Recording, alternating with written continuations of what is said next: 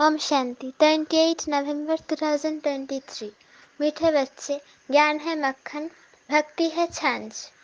बाप तुम्हें ज्ञान रूपी मक्खन देकर विश्व का मालिक बना देते हैं, इसलिए श्री कृष्ण के मुख में मक्खन दिखाते हैं। प्रश्न: निश्चय बुद्धि की परख क्या है? निश्चय के आधार पर क्या प्राप्ति होती है? उत्तर: फर्स्ट पॉइंट, निश्चय बुद्धि बच्चे क्षमा पर फिदा होने वाले सच्चे परवाने होंगे, फेरी लगाने वाले नहीं। जो क्षमा पर फिदा हो जाते हैं वही राजाई में आते हैं, फेरी लगाने वाले प्रजा में चले जाते हैं। दूसरा पॉइंट, धरत पर ये धर्म न छोड़िए, ये प्रतिज्ञा निश्चय बुद्धि बच्चों की है। वे सच्चे प्रीत बुद्धिवन देह सहित देह के सब धर्मों को भूल बाप की याद में रहते हैं। गीत: छोड़ भी दे आकाश सिंहासन। ओम शांति। भगवान उवाच, भगवान कहा जाता है निराकार परमपिता को। भगवान उवाच किसने कहा? उस निराकार परमपिता परमात्मा ने। निराकार बाप निराकार आत्माओं को बैठ समझाते हैं। निराकार आत्मा इस शरीर रूपी कर्मेंद्रियों से सुनती है। आत्मा को न मेल न फीमेल कहा जाता है, उनको आत्मा ही कहा जाता है। आत्मा स्वयं इन ऑर्गन्स द्वारा कहती है, मैं एक शरीर छोड़ दूसरा लेती हूँ। जो भी मनुष्य मात्र है वे सब ब्रदर्स है। जब निराकार परमपिता परमात्मा की संतान है तो आपस में सब भाई भाई है। जब प्रजापिता ब्रह्मा की संतान है तो भाई बहन है। ये हमेशा सबको समझाते रहो। भगवान रक्षक है, भक्तों को भक्ति का फल देने वाला है। बाप समझाते हैं सर्व का सद्गति दाता एक मैं हूँ। सर्व का शिक्षक बन श्रीमत देता हूँ और फिर सर्व का सद्गुरु भी हूँ।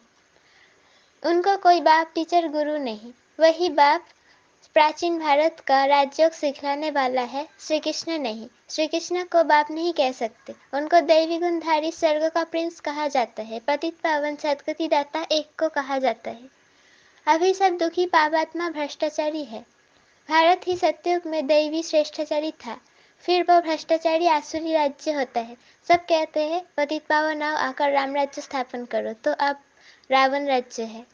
रावण को जलाते भी है, लेकिन रावण को कोई भी विद्वान आचार्य पंडित नहीं जानते। सतयुग से त्रेता तक राम राज्य, तापर से कलयुग तक रावण राज्य। ब्रह्मा का दिन सो ब्रह्मा कुमार कुमारियों का दिन, ब्रह्मा की रात सो बीके की रात। अभी रात पूरी हो रही है, दिन आना है। गाया हुआ है विनाश काले विपरीत बुद्धि। तीन सेनाएं भी है। परमपिता को कहा जाता है beloved most godfather, ocean of knowledge. तो जरूर नॉलेज देते होंगे ना। सृष्टि का चैतन्य बीज रूप है, सुप्रीम सोल है, अर्थात ऊंचते ऊंच भगवान है। ऐसे नहीं कि सर्वव्यापी है। सर्वव्यापी कहना ये तो बाप को डिफेम करना है। बाप कहते हैं ग्लानि करते करते धर्म ग्लानि हो गई है, भारत कंगाल भ्रष्टाचारी बन गया है। ऐसे समय पर ही मुझे आना पड़ता है। भारत ही मेरा बर्थ प्लेस है। सोमनाथ का मंदिर, शिव का मंदिर भी यहाँ है। मैं अपने बर्थ प्लेस को ही स्वर्ग बनाता हूँ। रावण फिर नर्क बनाता है, अर्थात रावण की मत पर चल नर्कवासी आसुरी संप्रदाय बन पड़ते हैं। फिर उनको बदलकर मैं दैवी संप्रदाय श्रेष्ठाचारी बनाता हूँ। ये विषय सागर है, वो है क्षीर सागर। वहाँ घी की नदियाँ बहती है। सतयुग त्रेता में सदा सुखी सॉल्वेंट था, हीरे जवाहरों के महल थे। अभी तो भारत 100% इंसॉल्वेंट है। मैं ही आकर 100% सॉल्वेंट श्रेष्ठाचारी बनाता हूँ। अब तो ऐसे भ्रष्टाचारी बन गए हैं जो अपने दैवी धर्म को भूल गए हैं। बाप वैद समझाते हैं कि भक्ति मार्ग है छाछ, ज्ञान मार्ग है मक्खन। श्री कृष्ण के मुख में मक्खन दिलाते हैं, यानी विश्व का राज्य था, लक्ष्मी नारायण के विश्व के मालिक थे। बाप ही आकर बेहद का वर्षा देते हैं, अर्थात विश्व का मालिक बनाते हैं। कहते हैं मैं विश्व का मालिक नहीं बनता हूँ, अगर मालिक बनूं तो फिर माया से हार भी खानी पड़े।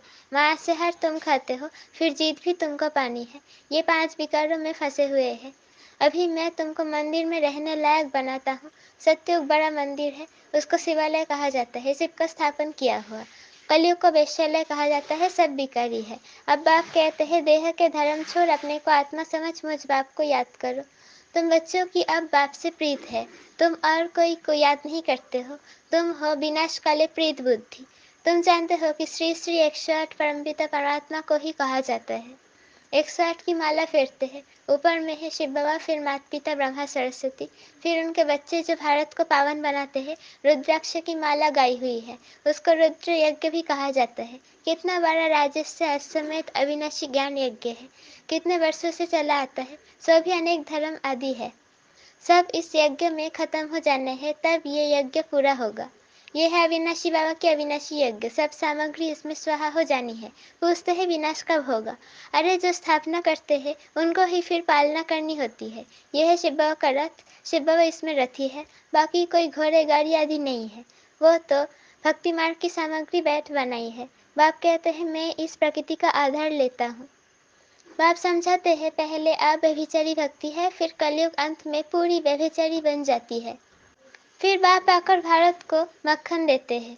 तुम विश्व के मालिक बनने लिए पढ़ रहे हो, बाप आकर मक्खन खिलाते हैं। रावण राज्य में छान शुरू हो जाती है। ये सब समझने की बातें हैं। नए बच्चे तो इन बातों को समझ न सके। परमपिता परमात्मा को ही ज्ञान का सागर कहा जाता है। बाप कहते हैं मैं इस भक्ति मार्ग से किसी को भी नहीं मिलता हूँ। मैं जब आता हूँ तभी आकर भक्तों को भक्ति का फल देता हूँ। मैं लिबरेटर बनता हूँ, दुख से छुड़ाकर सबको शांति धाम सुख धाम ले जाता हूँ। निश्चय बुद्धि विजयंती, संशय बुद्धि विनश्यंती। बाप क्षमा है, उस पर परवाह नहीं। कोई तो एकदम फिदा हो जाते, कोई फेरी पहनकर चले जाते हैं, समझते कुछ नहीं। फिदा होने वाले बच्चे जानते हैं बरोबर बेहद के बाप से हमको बेहद का वर्षा मिलता है।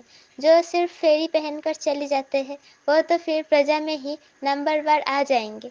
जो फिदा हो जाते हैं वो वर्षा लेते हैं नंबरवार पुरुषार्थ अनुसार। पुरुषार्थ से ही प्रारब्ध मिलती है। ज्ञान का सागर एक ही बाप है, फिर ज्ञान प्रायलोप हो जाता है, तुम सदगति को पास लेते हो। सतयुग त्रेता में कोई गुरु गोसाई आदि नहीं होते।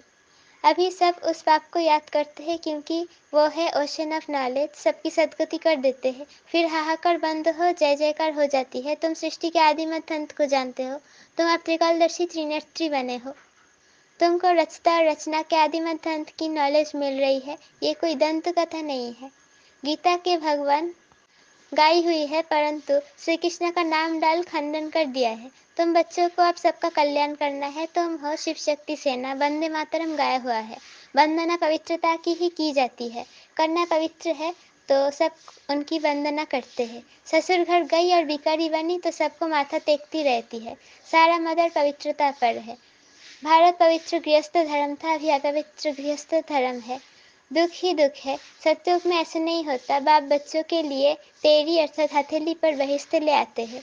गृहस्थ व्यवहार में रहते बाप से जीवन मुक्ति का बरसा ले सकते हो।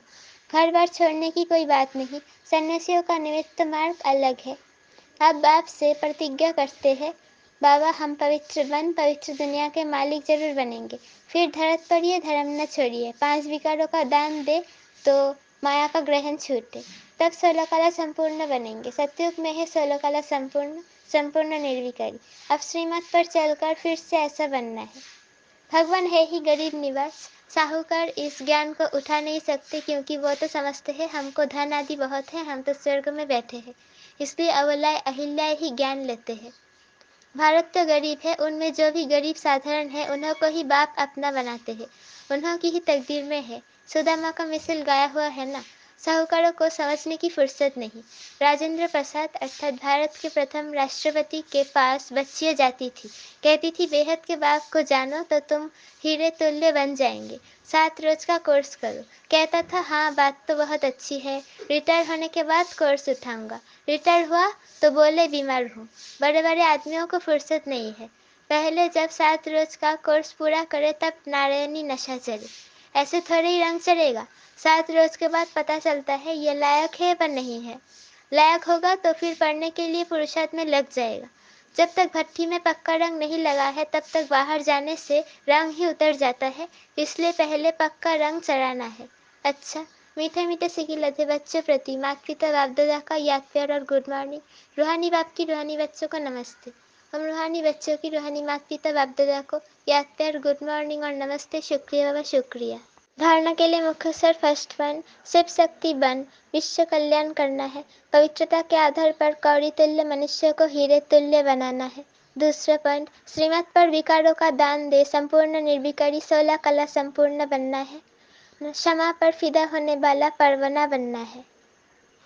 वरदान, परिस्थितियों को साइड सीन समझ पार करने वाले स्मृति स्वरूप समर्थात्मा भव।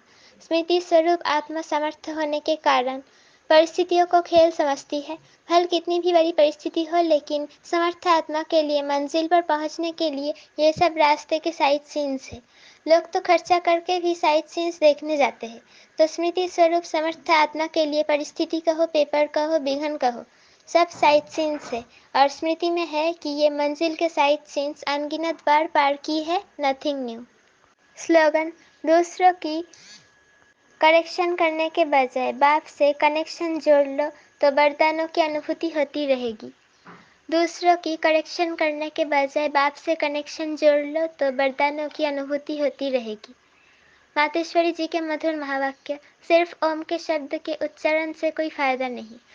ओम रटो माना ओम जपो। जिस समय हम ओम शब्द कहते हैं तो ओम कहने का मतलब ये नहीं कि ओम शब्द का उच्चारण करना है। सिर्फ ओम कहने से कोई जीवन में फायदा नहीं, परंतु ओम के अर्थ स्वरूप में स्थित होना, उस ओम के अर्थ को जानने से मनुष्य को वो शांति प्राप्त होती है। जब मनुष्य जानते हैं, चाहते अवश्य है कि हमें शांति प्राप्त होवे। उस शांति स्थापन के लिए बहुत सम्मेलन करते हैं, परंतु रिजल्ट ऐसे ही दिखाई रही है कि जो और अशांति दुख का कारण बनता रहता है, क्योंकि मुख्य कारण है कि मनुष्य आत्मा ने जब तक 5 विकारों को नष्ट नहीं किया है, तब तक दुनिया पर शांति कदाचित हो नहीं सकती। तो पहले हर एक मनुष्य को अपने 5 विकारों को वश करना है और अपनी आत्मा की डोर परमात्मा के साथ जोड़नी है, तभी शांति स्थापन होगी। तो मनुष्य अपने आप से पूछे, मैंने अपने 5 विकारों को नष्ट किया है? उन्हों को जीतने का प्रयत्न किया है? अगर कोई पूछे तो हम अपने 5 विकारों को बस कैसे करें, तो उन्हों को यह तरीका बताया जाता है कि पहले उन्हों को ज्ञान और योग का बास धूप लगाओ और साथ में पवित्रता के सागर परमपिता परमात्मा के महावाक्य है, मेरे साथ बुद्धि जोग लगाए, मेरे बल को लेकर मुझ सर्वशक्तिमान प्रभु को याद करने से विकार हटते रहेंगे। अब इतनी चाहिए साधना, जो खुद परमात्मा आकर हमें सिखाता है। अच्छा, ओम शांति।